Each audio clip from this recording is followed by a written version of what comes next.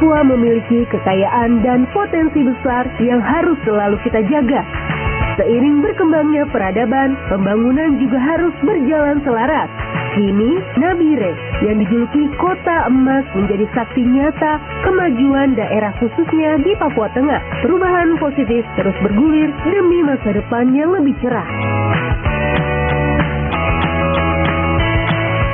Episode ini kita akan melihat bagaimana negara hadir di tengah kebutuhan masyarakat, infrastruktur, pemberdayaan, dan juga program strategis nasional diterapkan. Karena sejatinya pembangunan hari ini adalah untuk masyarakat Papua itu sendiri.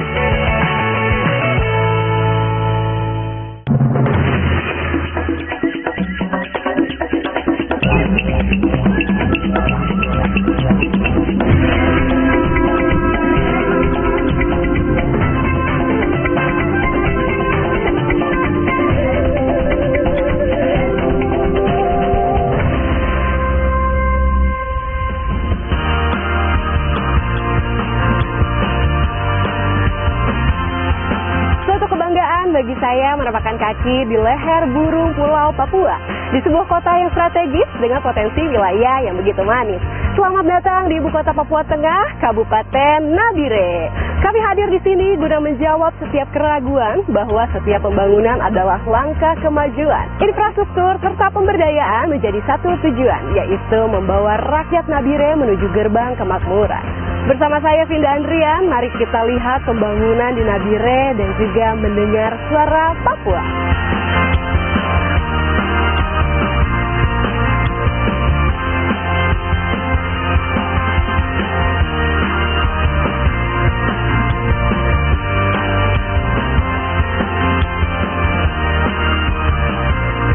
Nabire kini telah bersalin rupa menjadi ibu kota Provinsi Papua Tengah. Status baru ini menuntut pemberdayaan wilayah yang masif dan terukur. Pembangunan harus digalakan agar Nabire mampu menjadi jantung penggerak ekonomi dan pusat pelayanan publik yang prima.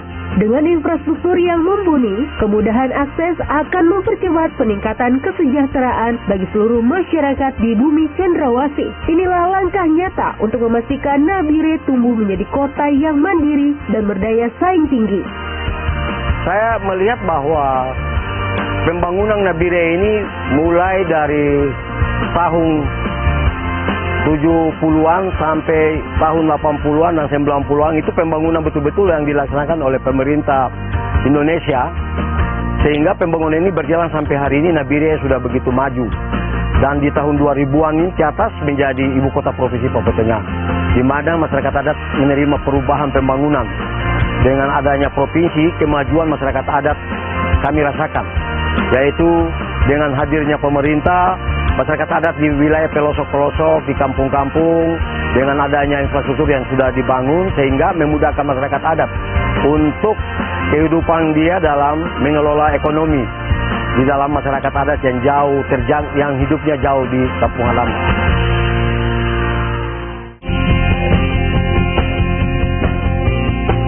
Proses pembangunan di Papua tentu harus berjalan harmonis dengan hukum adat setempat. Kelengkapan perizinan dan kerjasama erat dengan tokoh masyarakat menjadi kunci utama.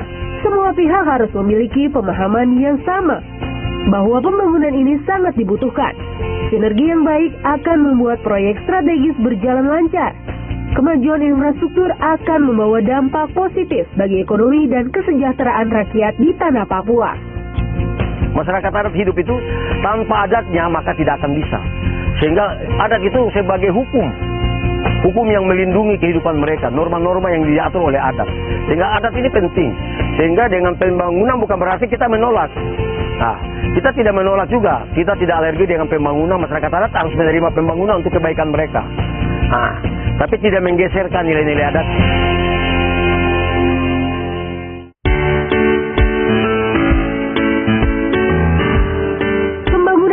Berjalan menjadi jalan bagi kemajuan daerah. Setiap progres dibutuhkan untuk mendorong pengembangan wilayah sehingga menciptakan kemandirian ekonomi. Salah satu bukti nyata adalah tumbuhnya sektor UMKM Noken di Nabire. Karya tangan mama-mama Papua ini kini semakin berkembang dan mampu bersaing di pasar yang lebih luas.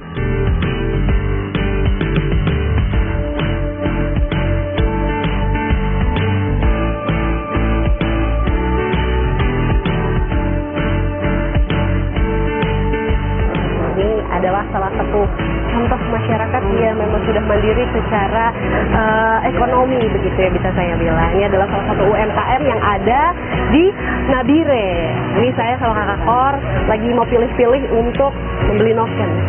Ini satu, sama satu lagi saya mau tambah lagi. Yang mana ya? Saya bingung yang mana ya.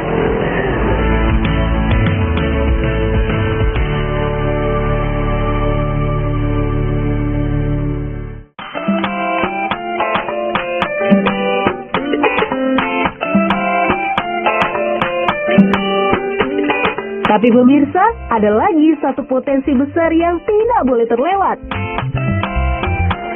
Tidak afdol rasanya kalau hanya menikmati keindahan alam di Nabire tanpa merasakannya. Kayak hari ini saya mau melihat salah satu potensi pariwisata terbesar dan juga terunggul di Nabire, yaitu hiu paus.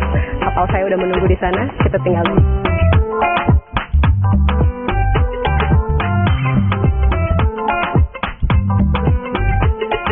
Nabire menyimpan pesona laut yang sangat luar biasa. Salah satu daya tarik utamanya adalah kehadiran Gentle Giants of the Sea atau hiu paus. Raksasa laut ini merupakan salah satu spesies ikan besar di dunia yang bisa tumbuh hingga belasan meter.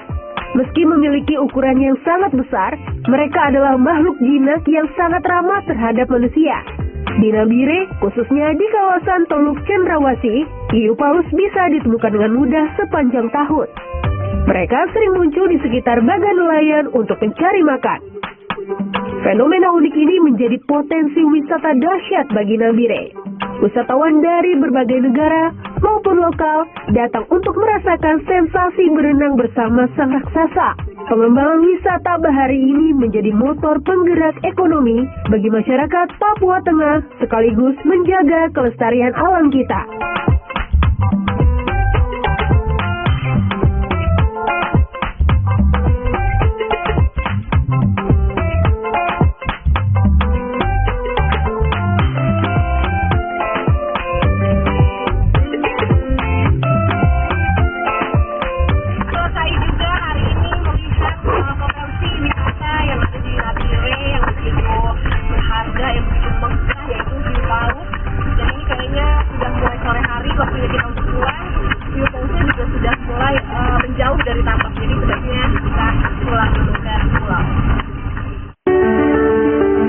Kabupaten Nabire itu tanahnya kaya raya, sangat subur, potensi laut oke, potensi darat oke, kemudian tambang oke, hutan oke, pertanian oke, sehingga Nabire itu menjadi kota berkah bagi beberapa kabupaten yang terletak di kawasan Provinsi Papua Tengah. Sepanjang pesisir ini, objek-objek wisata ini sudah jalan. Kita melalui Dinas Pariwisata juga ada beberapa tempat itu kita perbantukan masyarakat untuk homestay, tempat koteks atau apa, kita sudah peralatan kita bantu kepada mereka masyarakat. Kemudian melalui Dinas Perikanan pun sama.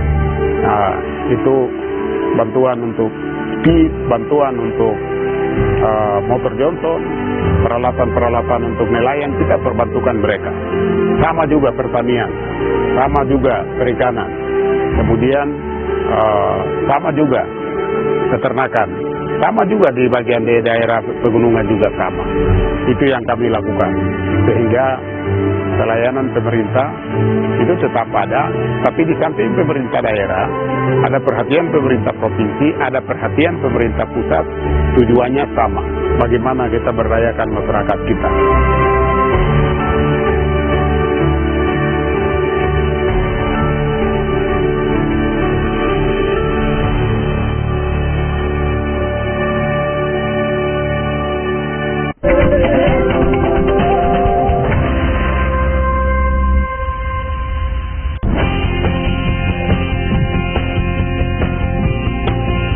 Sebelum mengenal lebih jauh, saya belajar terlebih dahulu tentang budaya dan kultur di Nabire.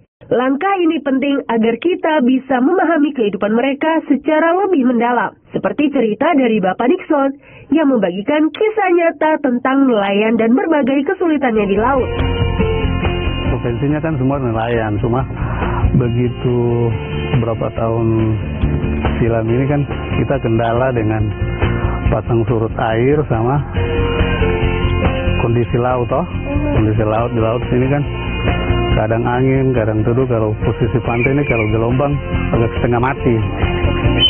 Agak setengah mati keluar dari muara sini keluar. Karena gelombangnya sini tuh besar.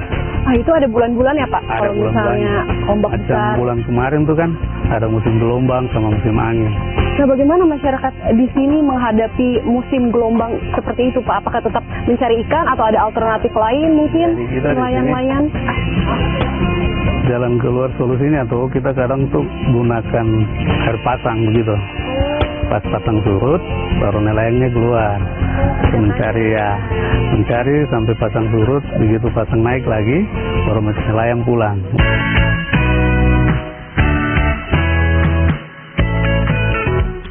Pemeluk agama di Nabire sudah sangat majemuk dengan mayoritas utama Kristen Protestan. Karena itu, fasilitas gereja juga menjadi prioritas utama. Negara hadir merenovasi dan mengecat ulang gereja Ebenezer di Kampung Sima, serta memberikan fasilitas umum MCK. Bantuan ini menjadi titik awal kesejahteraan rakyat di Sima. Dengan mendukung fasilitas ibadah, langkah ini akan berdampak besar secara moral untuk masyarakat ke depannya. Terutama kita sendiri bisa lihat sekarang saat ini dalam gereja ini bersih. Dicat ini karena bantuan dari pemerintah. Lalu bangku-bangku yang sekarang ini awalnya kotor, tapi sekarang bangku-bangkunya juga bersih, dicat.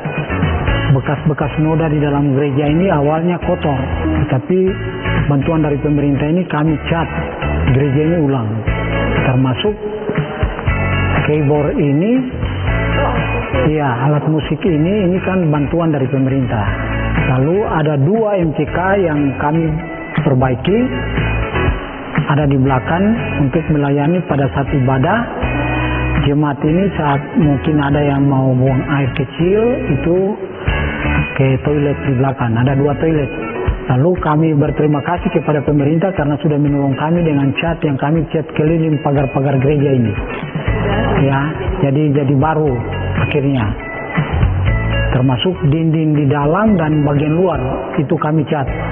Karena atas apa yang pemerintah bantu kami itu yang kami gunakan untuk perbarui gereja ini kembali.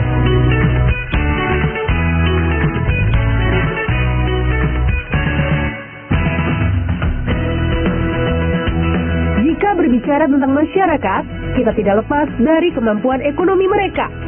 Di Nabire, kehadiran para pendatang dengan kemampuan dagang yang mapan membuat roda perekonomian berputar sangat cepat. Situasi ini menuntut masyarakat asli Nabire untuk segera beradaptasi dan bergerak sigap. Konsep kemandirian harus terus diasah agar masyarakat lokal tetap mampu bersaing, bertahan, dan menjadi tuan rumah di tengah arus kemajuan daerahnya sendiri. Keluarga Walter Belau menjawab tantangan tersebut dengan aksi nyata. Melalui bantuan modal usaha kios, keluarga Walter Belau fokus mengembangkan apa yang sudah diberikan pemerintah. Sebuah langkah awal menuju kemandirian ekonomi keluarga yang berdaya. Benar bahwa kami dapat, saya ucapan terima kasih pada pemerintah pusat yang telah memberikan kami berupa kios, modal usaha termasuk kios, hasil dengan barang-barang kios itu Ibu meningkatkan di bidang itu. Saya dapat motor dari pemerintah, terus juga saya dapat itu rehab rumah saya di Jalan Jakarta, dan itu saya rasa bersyukur. Kami merasa bahwa ada perubahan dan ada perhatian dan ada kerja keras. Kami mau seperti itu, tidak seperti yang lain. Dan kalau bisa ikan pelan-pelan, kita pemerintah juga sedang mengupayakan, dan saya secara pribadi menyampaikan terima kasih.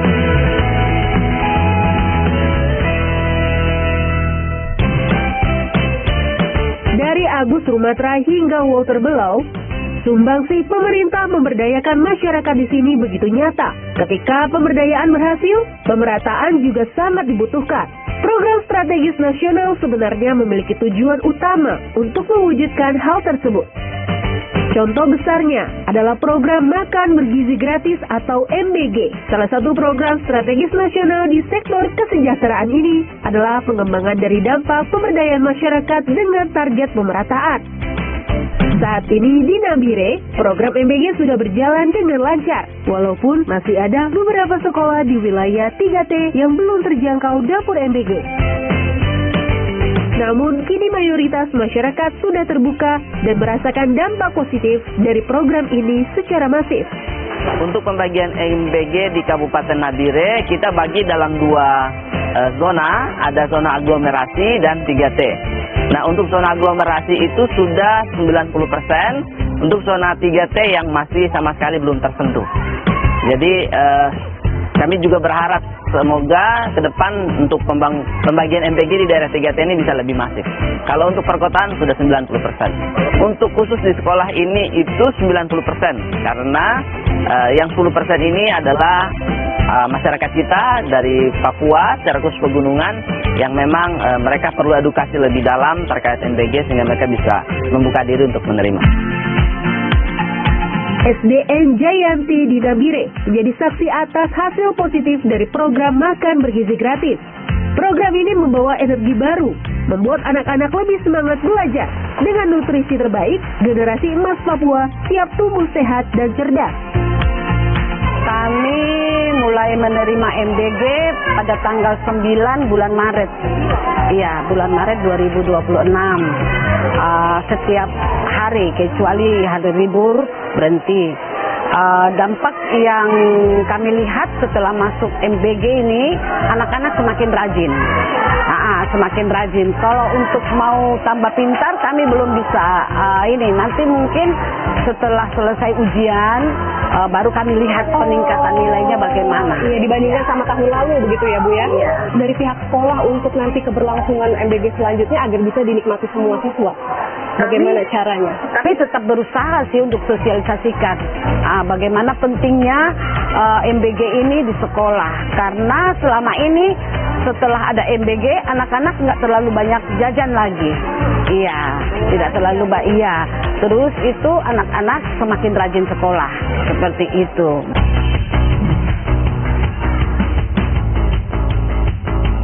Saya sebagai koordinator wilayah Kabupaten Nabire, anak asli Papua yang juga pernah sekolah lapar, dan sehingga saya berharap program ini harus bisa lebih bagus di Papua Tengah, di Nabire, karena menjadi siswa yang pergi sekolah dan belajar lapar itu tidak enak dan sulit sekali untuk menerima materi.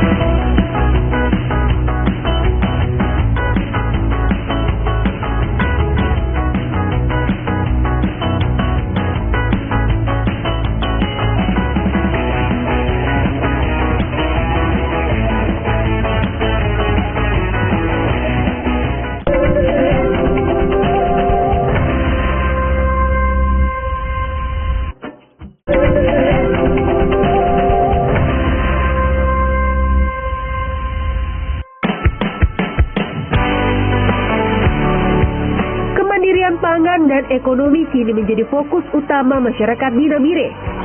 Ibu Kuriana Ramande adalah salah satu bukti nyata dari semangat tersebut.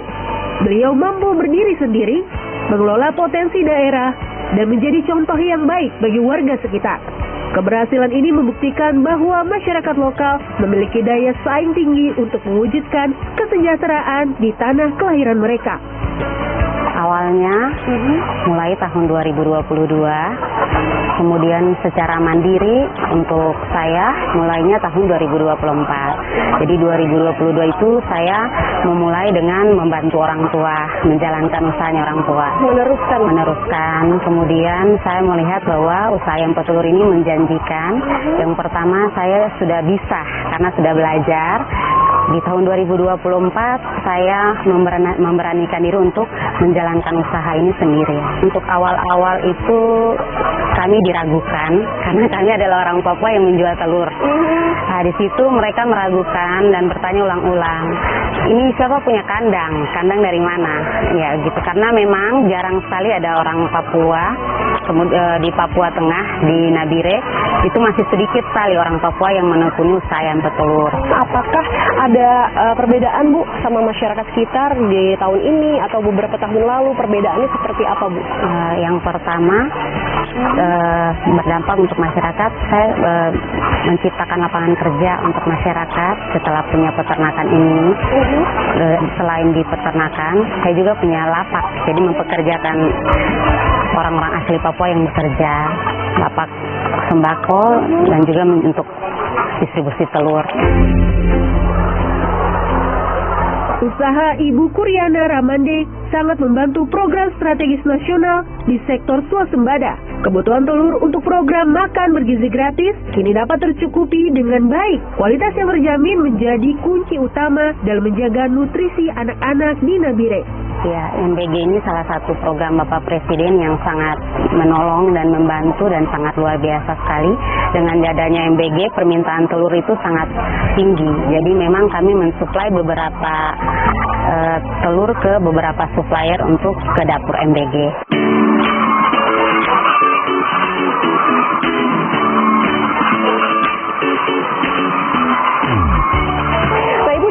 Hari bisa suplai untuk MBG berapa banyak Bu? Biasanya 6 sampai 7 ikat.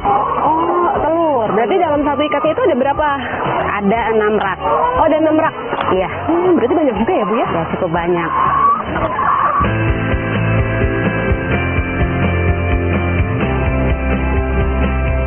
Pemerintah juga melihat potensi besar pada diri Karel Misiro. Maka, bantuan modal usaha untuk pembangunan kolam dan bibit lele segera diberikan. Langkah nyata ini diharapkan mampu mewujudkan swasembada pangan yang merata sehingga menyentuh hingga ke akar rumput.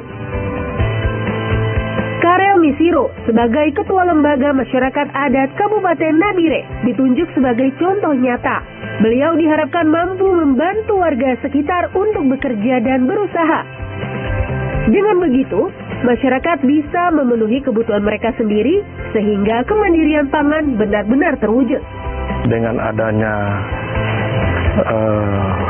renovasi rumah, bahkan juga ketahanan pangan yang diberikan, salah satu adalah kios dengan kolam ikan dan renovasi. Kami mengucapkan banyak terima kasih terhadap pemerintah pusat yang sudah memberikan bantuan ini dan sangat membantu kami, khususnya lembaga masyarakat adat baik Kabupaten Nabire, dan ini sangat menolong kami.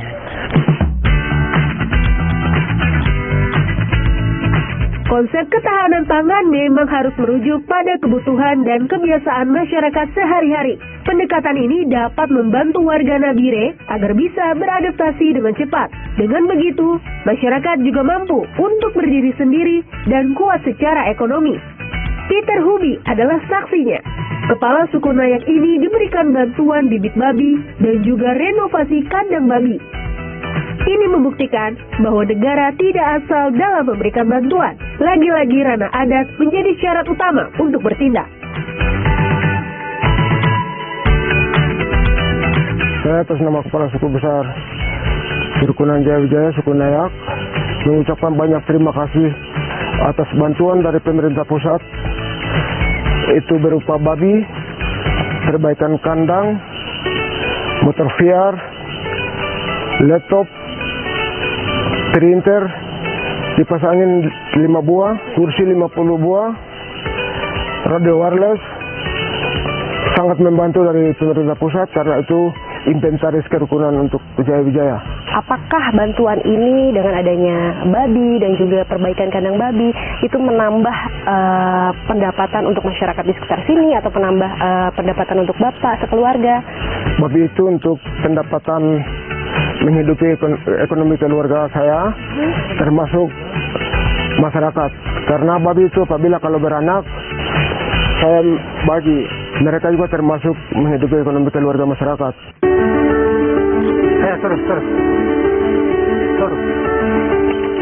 Begitu Begitu juga dengan keluarga Semwanimbo. Pemerintah hadir memberikan modal usaha ternak untuk beliau. Kini usaha ternak babi milik Semwanimbo sudah semakin stabil sejak bantuan dari pemerintah pusat datang. Keberhasilan ini menjadi bukti nyata bahwa dukungan yang tepat sasaran mampu mendongkrak ekonomi keluarga secara berkelanjutan. Satu hal yang perlu diangkat, Semwanimbo melihat usaha ini lebih dari sebuah bisnis. Ini menjadi modal utama bagi dirinya untuk membantu warga sekitar dalam beternak, sehingga kebutuhan masyarakat dapat terpenuhi dengan baik. Jadi selama ini kami hidup ke masyarakatan. Saya jadi kepala suku ini, saya punya usaha itu ternak. Jadi usaha ternak ini saya tidak pernah gunakan saya sendiri. Jadi masyarakat saya datang mengeluh untuk minta bantuan, peresmian gereja, terus ada keluarga mungkin butuh sesuatu, saya harus kasih keluar. Jadi biar walaupun harga 10 juta, 20 juta, saya tetap kasih keluar. Oh, jadi dirasakannya nggak hanya sama Bapak Sem, tapi juga sama keluarga Bapak Sem, ya. Dan juga mungkin masyarakat yang tinggalnya di daerah sini. Daerah Kabupaten Nabire ini. Begitu anak. Jadi saya punya ternak babi ini, saya tidak pernah bilang istilahnya bisnis atau menjual beli. Oh, baik. Jadi saya punya kasih kepada masyarakat ini, datang minta tolong, saya beri bantu. Bantuan yang Bapak dapatkan juga berupa alat untuk pertanian, begitu betul Bapak? Ya, kemarin dapat alat pertanian dari bantuan dari Bapak Presiden, dua alat, gerobak, parang, tangkul, sikop, kami dapat itu rasakan.